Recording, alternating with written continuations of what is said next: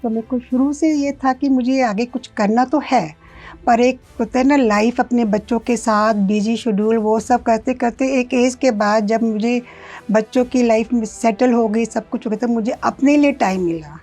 तो मेरे बच्चों ने मुझे मोटिवेट किया, मम्मा अब आप जो करना चाहते थे वो करो ना। करना है तो देखो, कोई भी चीज़ आप किसी भी फील्ड में जाओ, उसको करने के लिए अपना 100% देना चाहिए। मैं आज की जनरेशन को, जो बच्चे, उनको यही कहना चाहती हूँ कि वो जो भी काम कर, जो भी उनका पैशन है, स्टडी है, कुछ भी है, उसमें एक डिसिप्लिन, अटेंटिव होना बहुत ज़रूरी है और हार्ड वर्कर होना। देखो, डर हर लेडीज़ में आता है, ये चीज़ें आती हैं, लोग क्या कहेंगे, पर मैं कहती हूँ वो अपनी फैमिली में एक बार खुल के बात करें कि मैं ये कुछ करना चाहती हूँ, फैमिली उसको 100% सपोर्ट करेगी। मैं तो कहती हूँ हर लड़की को, आज के टाइम में लड़की हो चाहे लड़का, ये कोई मायने नहीं, पर सबको आगे बढ़ना चाहिए। लड़कियों को अधिकार है, ये नहीं कि वो क्यों ना करें, उनको करना चाहिए। क्यों मैंने एक चीज़ देखी है, लड़कियां डिसिप्लिन और हार्ड वर्कर जरूर होती है। अगर उनको ये चांस दिया जाता है तो वो अपना 100% दिखाती हैं। और मैं हर लड़की से कहूँगी तुम सब कुछ कर सकती हो।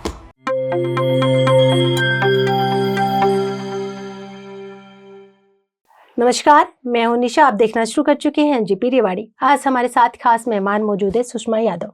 मैम, सबसे पहले तो आपका स्वागत है। आपका भी बहुत बहुत थैंक यू सो अब मच। आपने हाल ही में नेशनल चैंपियनशिप में गोल्ड मेडल जीता है 10 मीटर शूटिंग इवेंट में।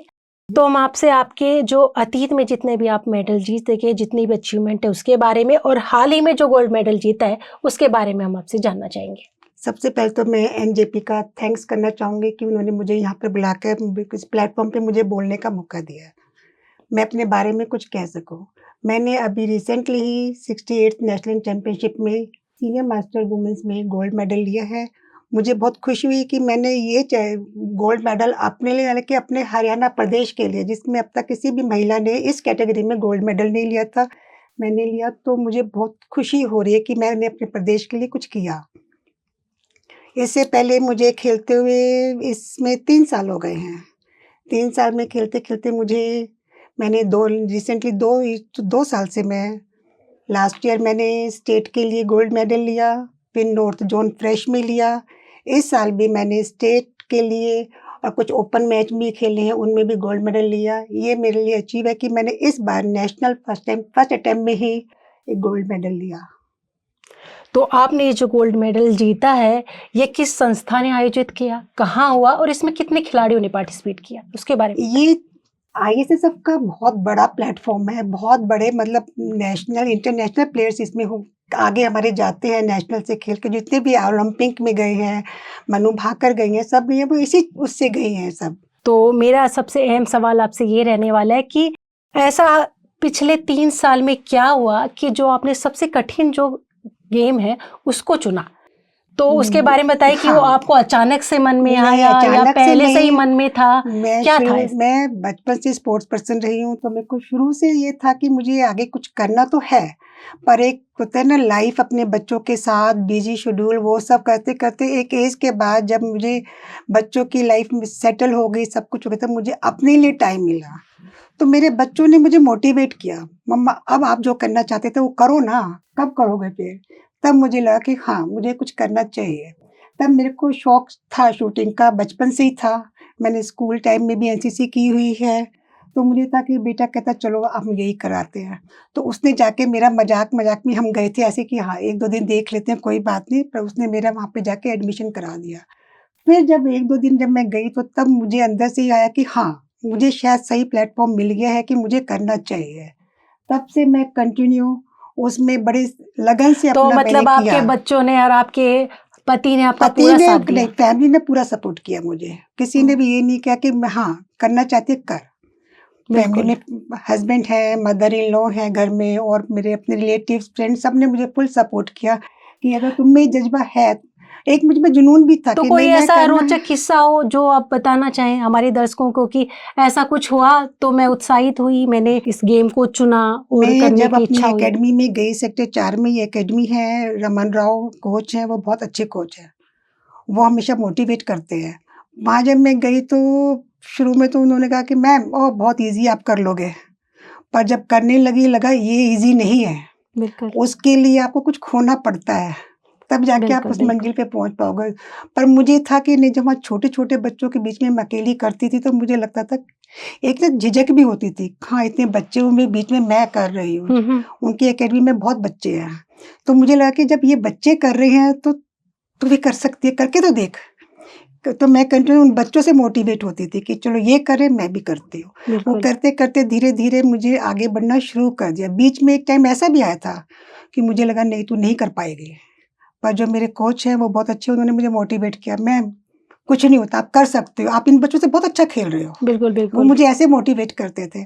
पर फिर मुझे लगा कि हाँ, अगर सर कह रहे हैं तो कुछ करना है, तो फिर मुझे इस गेम को सीरियसली लेना होगा। पहले मैं इसको सीरियसली नहीं लेती थी, मूड किया चली गई, नहीं तो नहीं गई। पर उसके बाद मैंने अपना पूरा डेडिकेशन उसमें लगा दिया कि मुझे लगा कि हाँ, करना है तो देखो, कोई भी चीज़ आप किसी भी फील्ड में जाओ, हुँ। उसको करने के लिए अपना 100% देना चाहिए। मैं आज की जनरेशन को, जो बच्चे हैं, उनको यही कहना चाहती हूँ कि वो जो भी काम कर, जो भी उनका पैशन है, स्टडी है, कुछ भी है, उसमें एक डिसिप्लिन, अटेंटिव होना बहुत ज़रूरी है और हार्ड बिल्कुल। वर्कर होना। तो अगर आप उम्र ये के इस चीज़ें करोगे, पड़ाव पे आपने आके खेलना शुरू किया, कभी मन में ऐसा आया, कभी डर आया कि अभी देर हो चुकी है नहीं, या ऐसा ऐसा नहीं कुछ? आया, क्योंकि मुझे शुरू से, मैं थोड़ा पॉज़िटिव सोच के रखने वाली हूँ। मैं लगती हूँ उम्र कोई मायने नहीं रखती है। आपको जो करना है कभी भी कर सकते हो, पर जब कर रहे हो तो उसको अपना 100% देने की कोशिश करो। बिल्कुल। हाँ, पूरा मैंने कोशिश भी की और मेरे को ये था कि नहीं, अब तो मुझे कुछ करना है। कई बार तो मंजिल के जब पास आता है ना, तब लगता है नहीं, अब पीछे मत हटना, मंजिल बिल्कुल, पास बिल्कुल। है तो अब तो लग जा। फिर मुझे था कि कई बार उसकी भी हेल्प होती है, वो भी हमारी हेल्प करता है कि हाँ, कि अगर तुम्हारी जज़्बा है तो तुम आगे हुँ। बढ़ सकते हो। बिल्कुल, तो वो बिल्कुल। मुझे काफ़ी हेल्प मिली है सबसे।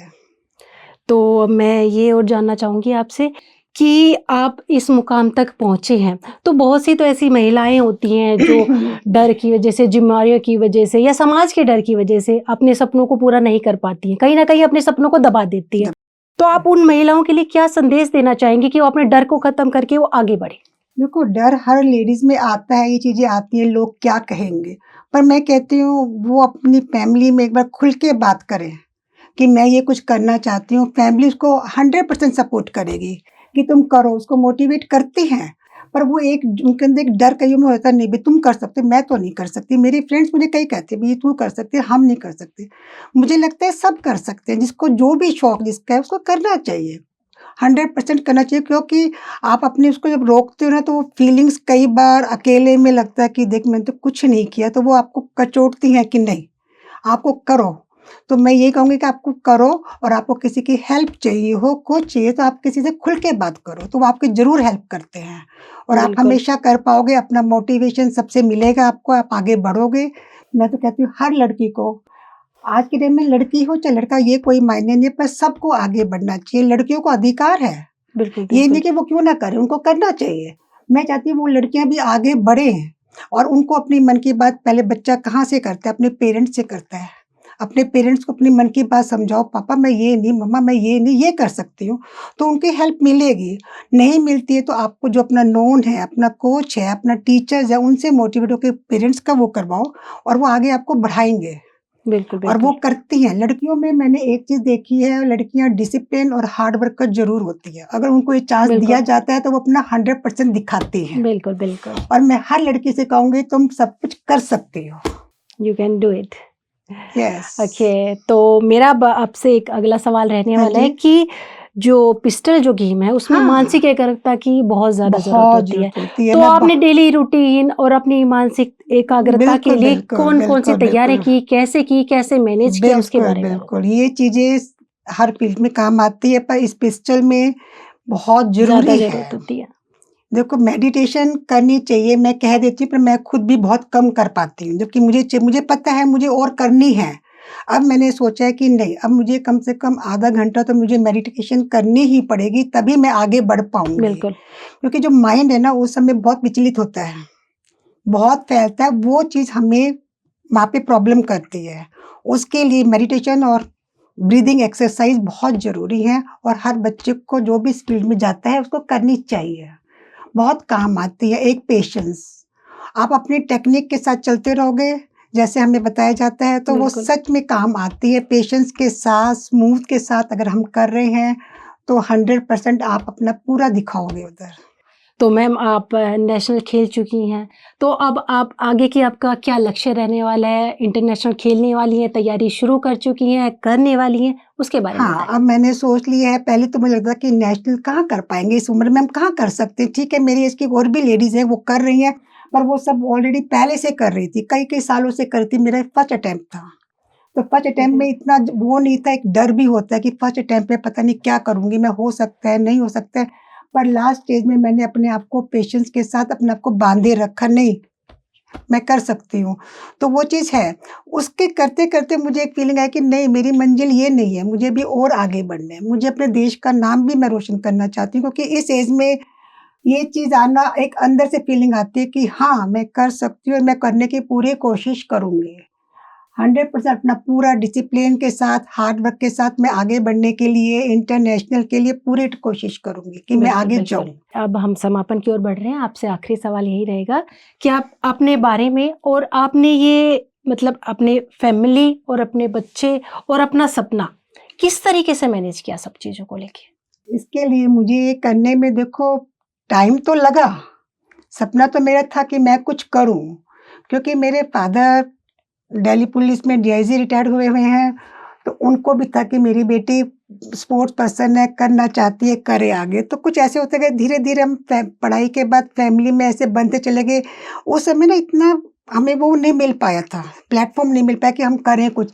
हमें लगता था शादी, देखो 40 साल होने जा रहे हैं, उस समय लगता था यही सब चीज़ें हैं, फैमिली यही सब कुछ करना, अपने लिए इतना टाइम नहीं मिलता था। पर अब लगता है अगर आप जॉब में नहीं हो तो अपने लिए कुछ और करो। वो चीज़ें करने के लिए हमको धीरे-धीरे, जब बच्चे बड़े हुए, उनसे मैं अपनी ज़िम्मेदारी थोड़ी-थोड़ी कम होती गई, ज़िम्मेदारियाँ, बच्चों से फ्री बिल्कुल, होने लगे। उनको अच्छा सेटल करने के बाद तो लगा कि हाँ, बच्चों के साथ अब लगता है कि हाँ, मुझे कुछ करना चाहिए। मुझे अपने लिए टाइम निकाला, हस्बैंड ने, मदर इन लॉ ने, सबने मुझे टाइम दिया भी कि अब तुम्हारे पास टाइम है तो कुछ करो। बिल्कुल। तब मैंने सोचा कि हाँ, चलो मैं अब पहले तो इस कि ट्राई करती हूँ, पर धीरे-धीरे उस फील्ड में जाते-जाते मुझे लगा कि हाँ, नहीं, तुम कर सकती हो, करो। तो मैंने कोशिश की। ओके जी। तो आपको एनजेपी की ओर से आपके उज्जवल भविष्य के लिए ढेर सारी शुभकामनाएँ। Thank you so thank much. You. आप सबका बहुत-बहुत थैंक यू। शुक्रिया।